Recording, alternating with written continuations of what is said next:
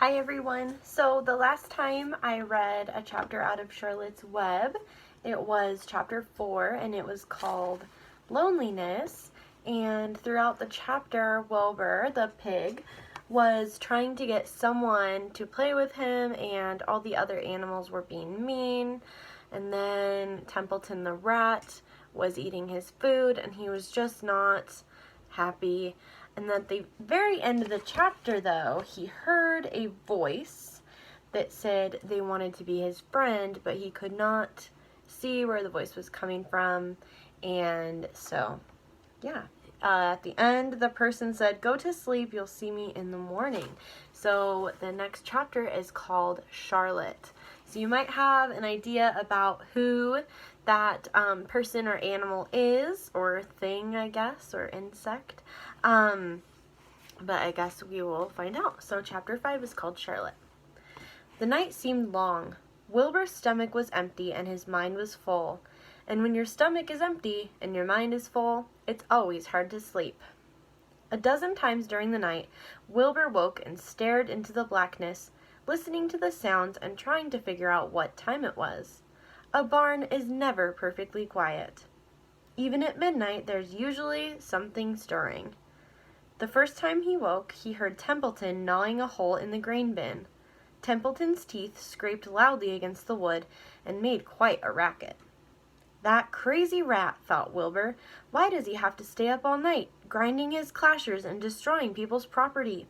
Why can't he go to sleep like any decent animal? The second time Wilbur woke, he heard the goose turning on her nest and chuckling to herself. "What time is it?" whispered Wilbur to the goose. "Probably about 11:30, said the goose. "Why aren't you asleep, Wilbur?" "Too many things on my mind," said Wilbur.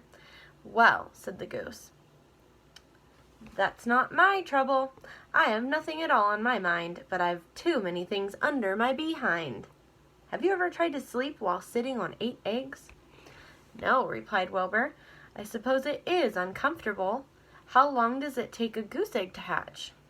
Approximately 30 days, all told," answered the goose. "But I cheat a little.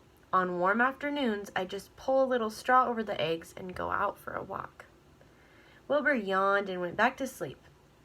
In his dreams, he heard the voice saying again, "I'll be a friend to you. Go to sleep. You'll see me in the morning." About half an hour before dawn, Wilbur woke and listened. The barn was still dark. The sheep lay motionless. Even the goose was quiet. Overhead, on the main floor, nothing stirred. The cows were resting. The horses dozed. Templeton had quit work and gone off somewhere on an errand. The only sound was a slight scraping noise from the rooftop, where the weather vane swung back and forth. Wilbur loved the barn when it was like this, calm and quiet, waiting for light. Day is almost here, he thought. Through a small window, a faint gleam appeared. One by one, the stars went out. Wilbur could see the goose a few feet away. She sat with head tucked under a wing. Then he could see the sheep and the lambs. The sky lightened. "Oh, beautiful day! It is here at last. Today I shall find my friend." Wilbur looked everywhere. He searched his pen thoroughly. He examined the window ledge, stared up at the ceiling, but he saw nothing new. Finally, he decided he would have to speak up. He hated to break the lovely stillness of dawn by using his voice, but he couldn't think of any other way to locate the mysterious new friend who was nowhere to be seen. So, Wilbur cleared his throat. "Attention, please," he said in a loud, firm voice. "Will the party who addressed me at bedtime last night kindly make himself or herself known by giving an appropriate sign or signal?" Wilbur paused and listened. All the other animals lifted their heads and stared at him. Wilbur blushed, but he was determined to get in touch with his unknown friend. "Attention, please," he said. "I will repeat the message. Will the party who addressed me at bedtime last night kindly speak up? Please tell me where you are, if you are my friend." The sheep looked at each other in disgust. "Stop your nonsense, Wilbur," said the oldest sheep. "If you have a new friend here, you're probably disturbing his rest, and the quickest way to spoil a friendship is to wake somebody in the morning before he is ready. How can you be sure your friend is an early riser?" "I beg everyone's pardon," said Wilbur. "I didn't mean to be objectionable." He lay down meekly in the manure, facing the door. He didn't know it, but his friend was very near. And the old sheep was right. The friend was still asleep. Soon Lurby appeared with slops for breakfast. Wilbur rushed out, ate everything in a hurry, and licked the trough. The sheep moved off down the lane. The gander waddled along behind them, pulling grass. And then, just as Wilbur was settling down for his morning nap, he heard again the thin voice that had addressed him the night before. "Salutations," said the voice. Wilbur jumped to his feet. What?" he cried. "Salutations," repeated the voice. "What are they, and where are you?" screamed Wilbur. "Please, please tell me where you are, and what are salutations?" "Salutations are greetings," said the voice. "When I say salutations, it's just my fancy way of saying hello or good morning. Actually, it's a silly expression, and I'm surprised that I used it at all. As for my whereabouts, that's easy. Look up here in the corner of the doorway. Here I am. Look, I'm waving." At last Wilbur saw the creature that had spoken to him in such a kindly way. Stretched across the upper part of the doorway was a big spider web, and hanging from the top of the web, head down, was a large gray spider. She was about the size of a gumdrop.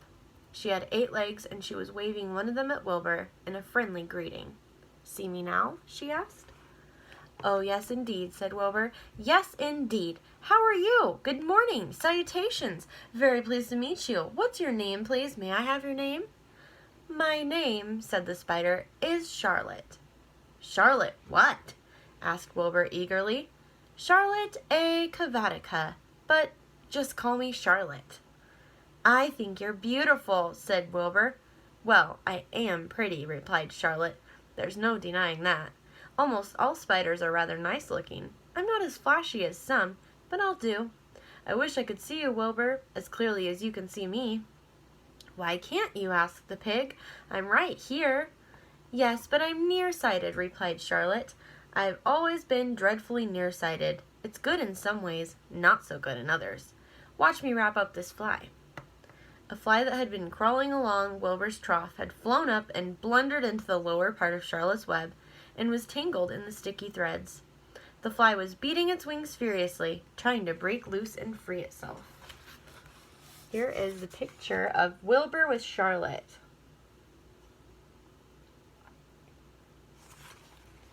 "First," said Charlotte, "I dive at him." She plunged headfirst toward the fly. As she dropped, a tiny silken thread unwound from her rear end. "Next, I wrap him up." She grabbed the fly, threw a few jets of silk around it, and rolled it over and over, wrapping it so it couldn't move.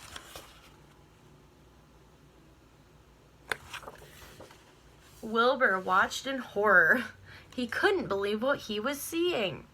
And although he detested flies, he was sorry for this one.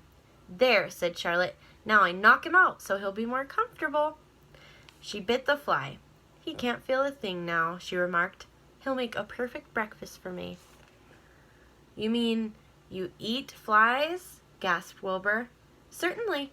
Flies, bugs, grasshoppers, choice beetles, moths, butterflies, tasty cockroaches, gnats, midges, daddy longlegs, centipedes, mosquitoes, crickets, anything that's careless enough to get caught in my web.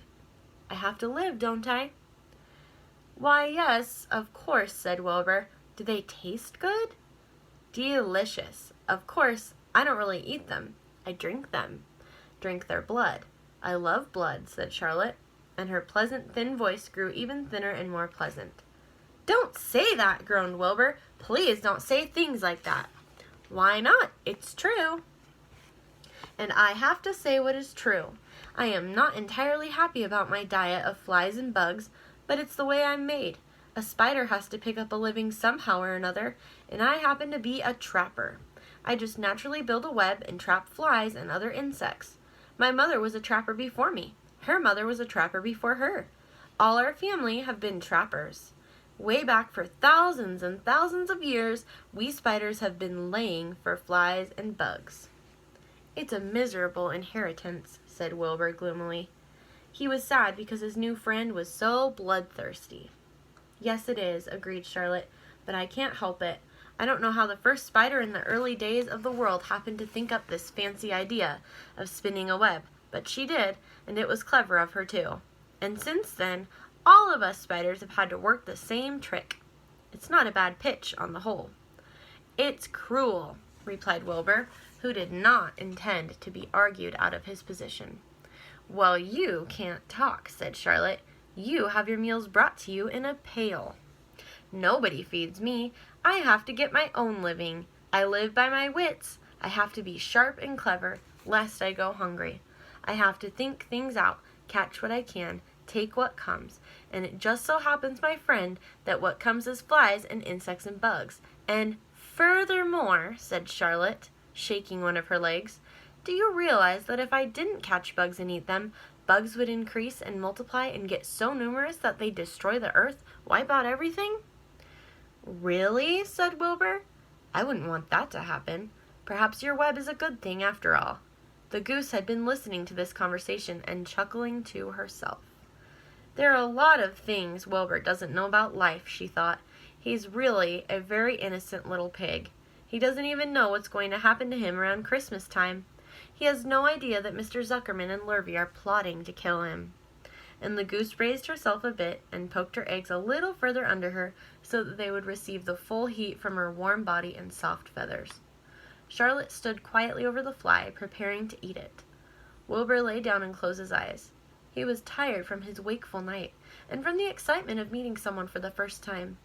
A breeze brought him the smell of clover, the sweet-smelling world beyond his fence. "Well," he thought, "I've got a new friend all right, but what a gamble friendship is. Charlotte is fierce, brutal, scheming, bloodthirsty, everything I don't like. How can I learn to like her, even though she's pretty and of course clever?" Wilbur was merely suffering the doubts and fears that often go with finding a new friend. In good time, he was to discover that he was mistaken about Charlotte. Underneath her rather bold and cruel exterior, she had a kind heart, and she was to prove loyal and true to the very end. That is the end of chapter 5. So, now Wilbur's got his own friend, Charlotte the spider. I wonder how you would feel being friends with a spider. I don't know how I'd feel about it, but Charlotte does seem pretty nice. So anyways, tomorrow I will read you chapter 6, and it is called Summer Days. So we will find out what happens next with Wilbur and Charlotte, and we'll see if he learns to like her and accept her for who she is. I hope you guys have a great day, and I will be back tomorrow. Bye.